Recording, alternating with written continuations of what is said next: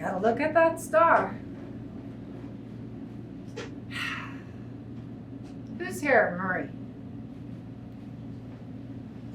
How about Navy? Y'all remember the dream sheet? Who remembers the dream sheet? When you get into your school, you finish, and they go, okay, you have 4 choices. Where do you want to go? Well, I like water.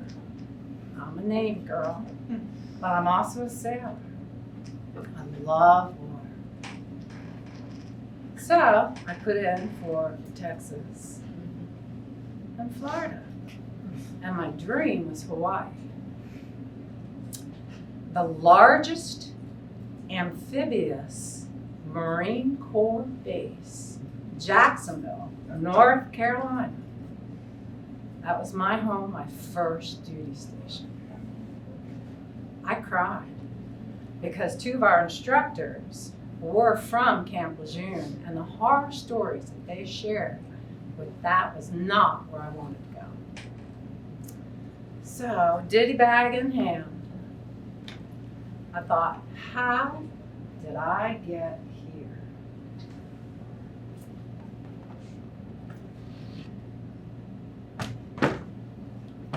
My first 14 years of my life, I was raised in North Central New Jersey. My daddy, my father, was a mechanic. We moved 30 miles outside of New York City. There were no other mechanics, and maybe the grocery store clerk. Everybody else had these huge 4-story buildings that they lived in. I thought they were buildings. Doctors, lawyers, stockbrokers. My daddy and my mom was beautiful. She looked like a combination of Audrey Hepburn and Elizabeth Taylor from National. She was beautiful. And she loved my father, and my father loved her. There were 4 children. I was the 3rd daughter, and my brother was 5 years younger. Sometimes, and it snowed in Mount Lakes. It was so cold, and the snow would be so high. And inside where we lived was upstairs an apartment that, is anybody familiar with the railroad style homes? I think there's some around Irvington too. It goes from one room to another room to another room. And the bathroom is situated way far away from my room over here. Sometimes when it was cold, my mother would have me help them downstairs underneath the apartment. There was 2 huge garages. Each garage could park over 100 cars. It was built back in the 1800s, and it was the old fire station where they had the horses inside as well. Up in our apartment was a glass window that my father had put in before we moved there, where the fire pole was. And when they had to go and the bell clanged, they'd jump out where there was no glass and slide down the pole and hitch up the horses onto the wagons and go. Underneath the apartment where the office space was, my father had huge tires stacked up high. And my little brother at that time, he was only 3, would be putting his playpen there. And with it cold outside, and my mother worked for him because she was his accountant. She pumped the gas, took care of the inside of the cars, did the deliveries, did the pickups, did anything that they could do to help with my father. My father had 4 different jobs. Like a lot of us that had hardworking parents, we had to take care of those that were younger than us. So my mother would ask me to watch my brother next to the tires. So what do you think a little 8-year-old girl would do? And yes, you got it. So I crawled up and in and through, and up and around, and up, popping up and down, and he's chortling and laughing, making so much loving, happy noise. Happy noise. And I'd get dirty and greasy. Go up, we'd shower. Always had shower, because if I wasn't playing and making my brother laugh, I was sweeping the inside of that huge building, just that front portion. Or outside, sweeping rocks that my father would have around from the rainstorm.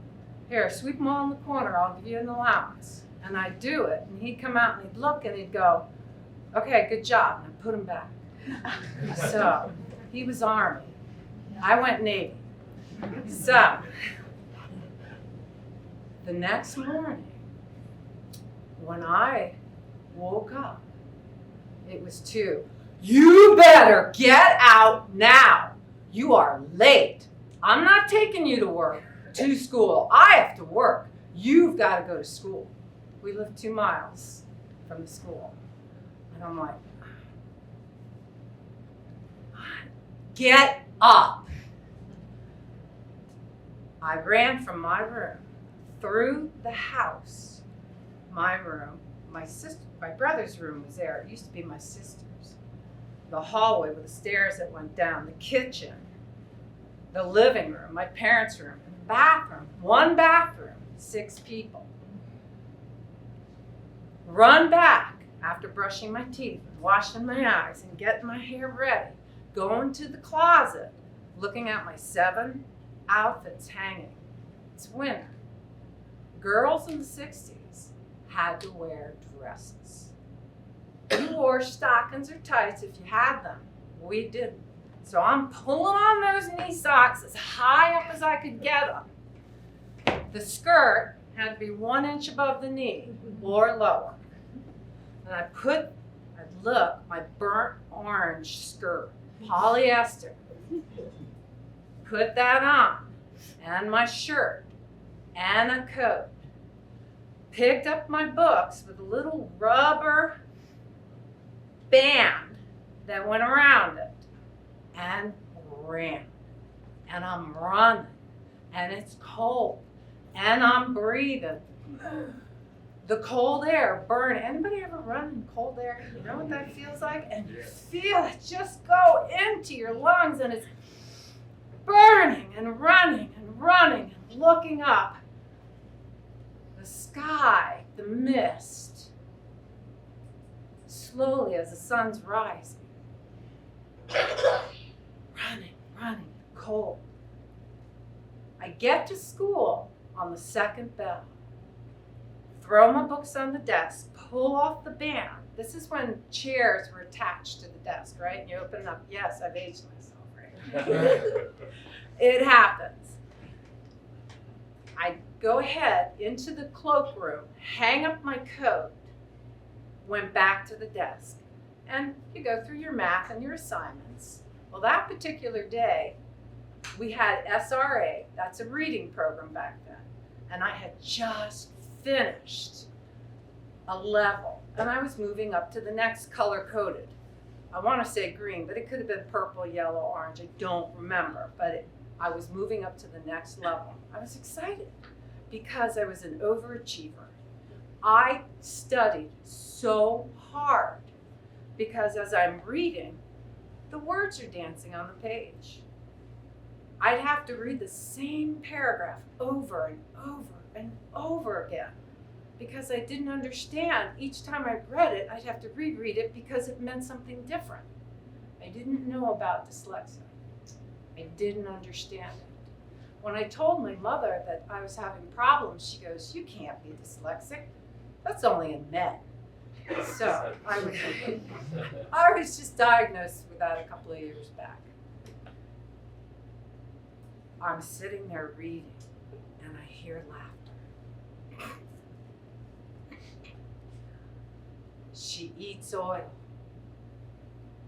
Thinking, No, she drinks gasoline. And look at her hands, somebody else said. Look at the smudges on her hands. I looked down and rubbed. She smells like gas too. And I just, whomp! My head is on the desk. I felt these alligator tears just flowing down my face. And then I heard Wayne Riker, leave her alone. And Peter Schultz, he wasn't a relative, but my name was Schultz too. She's nice. Mrs. Schweitzer was my third grade teacher. She was a niece of Albert Schweitzer. I was very lucky to have someone so special as my teacher. She comes running over. I heard her footsteps, her white hair, ringlets, moving around as she comes and wraps her soft, strong arms around me and admonished the girls that were making fun of me. I ran home fast that day, kept running. I'd run to school and I'd run home. On my days off, I'd climb on the mountainside and the rocks that hung over the railroad tracks in north central Jersey with my peanut butter and jelly and my bag and the sack, and I'd have that on my shoulders as I'm climbing up and reaching up, and I'd bring my legs and scooch over on the mountain, and I'm looking down at the trains going by. Woo, woo!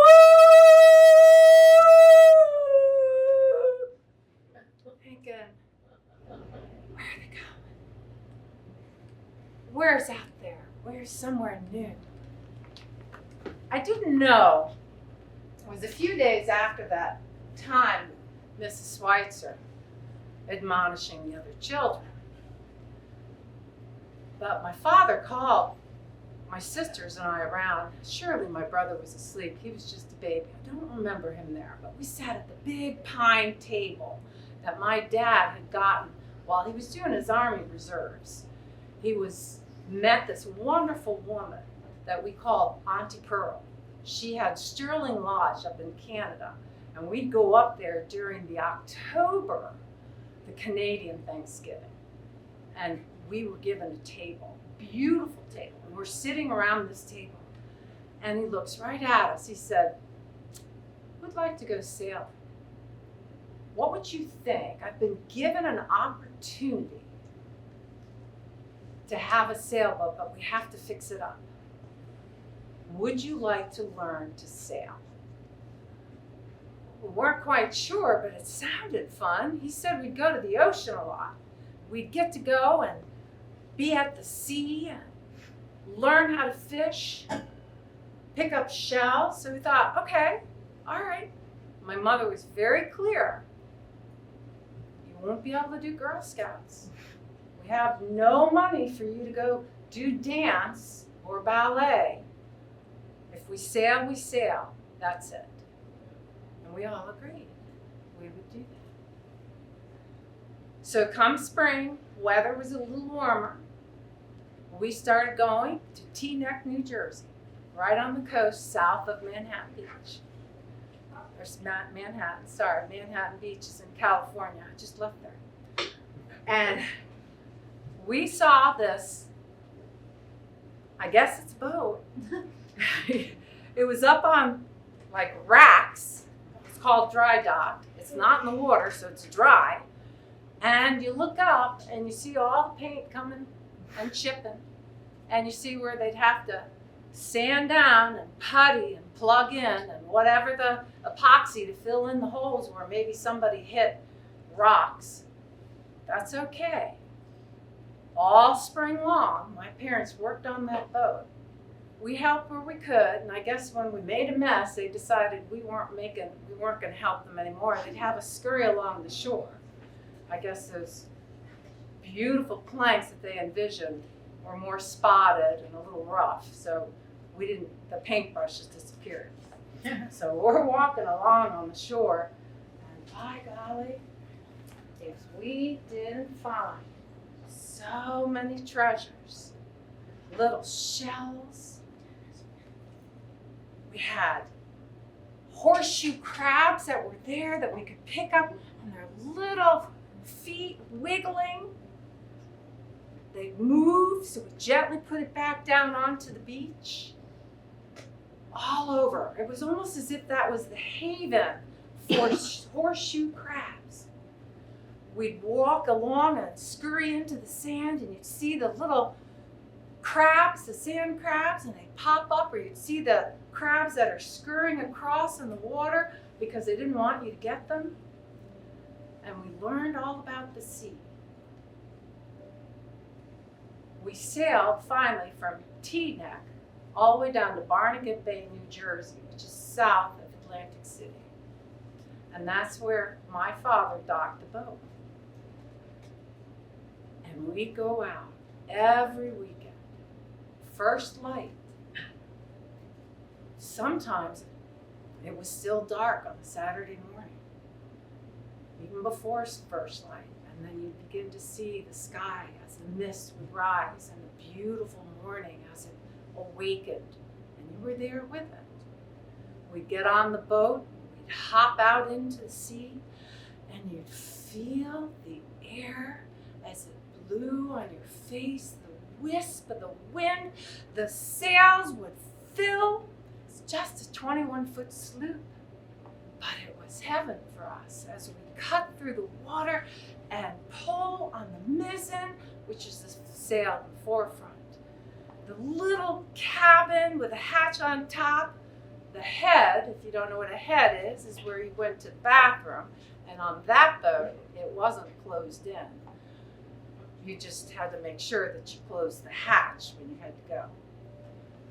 And my father behind the helm with my mother sitting next to him with us sailing. Coming about!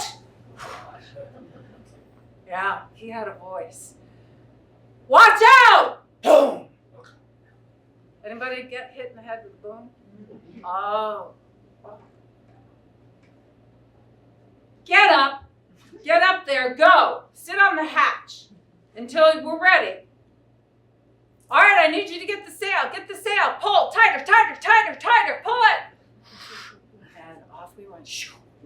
Sliding and gliding and feeling the wind and the air, the salt spray on your face. Osprey as they flew. Seagulls hearing the caw, caw, caw, caw.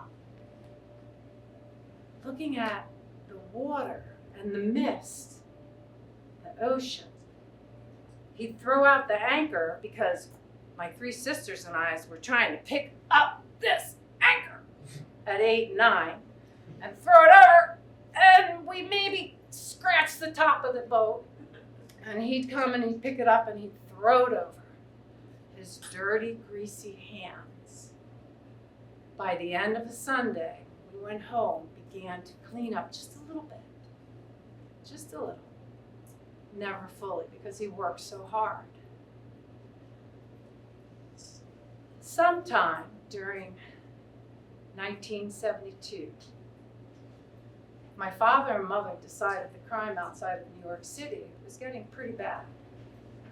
So they decided they were going to move us to Key Largo, Florida, where we would continue to sail along the ocean. He had the Sunoco, the first Sunoco gas station in Key Largo, Florida, at mile marker 100, was just a 2-lane road. Really, it was just one with a line painted down it. Mangrove everywhere. It smelled so good.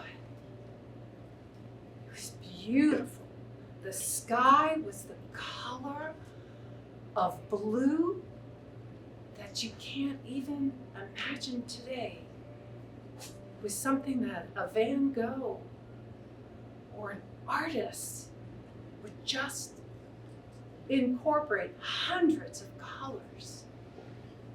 The smell of the air was so fresh. We'd get on that boat. It was now a 36-foot glander's yawl. It was beautiful.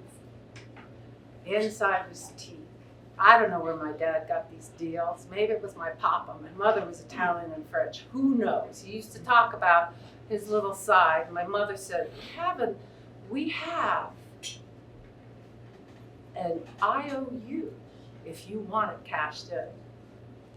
Who knows? Anyway, we're on that beautiful boat. And my job was the mizzen, the foresail. And this beautiful vessel, it had the pulpit. Kind of like when we go to church and the pastor's up around and he's got his pulpit with his podium. It's a little metal ring, a couple of layers. The figurehead on huge ships is what's usually right there, or the pirate ships. That was my spot. And I would sit up there and dangle my legs and feel the ship as it just went up and down and to the side, breathing in the sea air. And Dad would say, "Move it, get the lines, tighten her up, go, pull, pull, pull. Hatch it up, get it up. I need you up front, get up front. Coming about. Whoa. Don't you ever learn? Get up. I need you to fasten that there. Hold on to the helm for a minute. Let me get back here." And we're cruising. And it was tight. It was pulled as he was working on the third sail. "You okay?" "I'm okay." "Get back up front. Pull it in tighter." And we'd sail. Dolphins beside us. Who's been to the Florida Keys? Anybody ever been to the Florida Keys? 1972. It was a beautiful bluest. You could go snorkel. You could see 50 feet down. The sand was so crystal clear. It was beautiful. You'd see stingrays as they're swimming by, under the water as you're flowing through, cutting through the waves. My father would throw, I didn't try on this one, to throw the anchor, and then he'd have you out there snorkeling, looking, hold your breath, and dive down. I could get to 25 feet without a tank. Picking up, and then,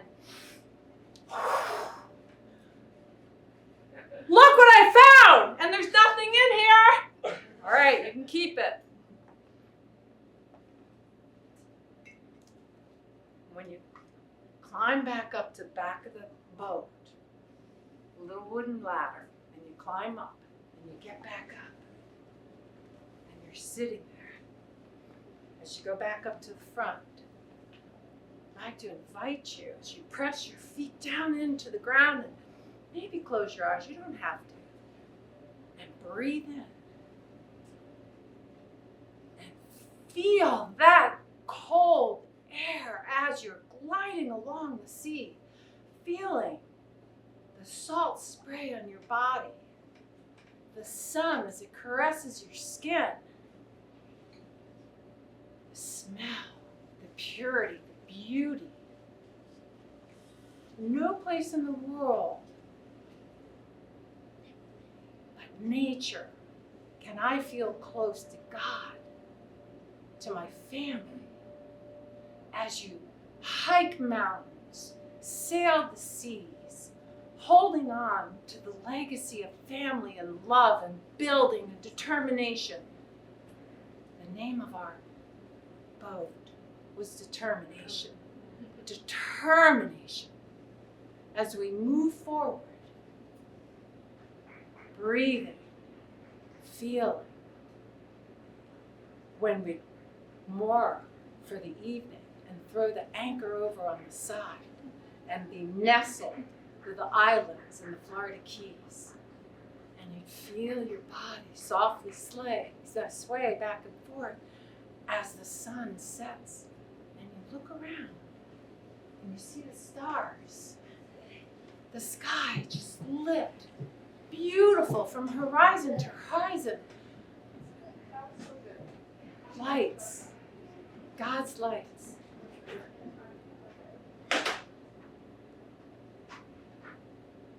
The breath. What is our legacy going to be to our family, to our children, to our grandchildren? Will we remember nature as it ebbs away? What will we give as we listen to the stories and the beautiful stories of my fellow classmates and their families and the loves and the lessons? What will your legacy be to the world before us?